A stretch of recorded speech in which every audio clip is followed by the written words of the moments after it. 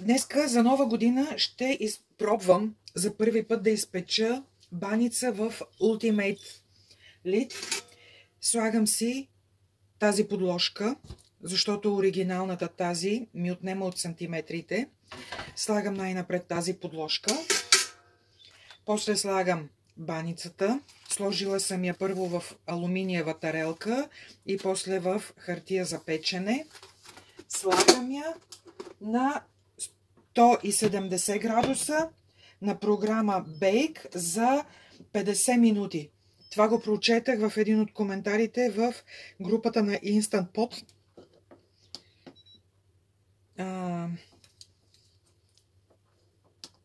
Bake, температура 170. Времето е 50 минути, окей?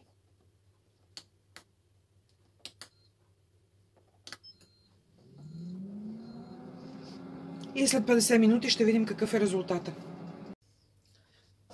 Време е да отвориме и да видим баницата как се е изпекла. Ами перфектно се е изпекла. Така като гледам как седат нещата, перфектно се е изпекла. Само че не мога да я взема. Но това няма значение. Ето. Ето, това е баницата. Ето, това е баницата.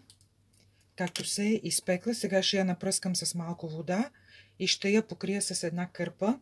И е време да сложиме следващия кекс, да видя защо не ми се получи първия път.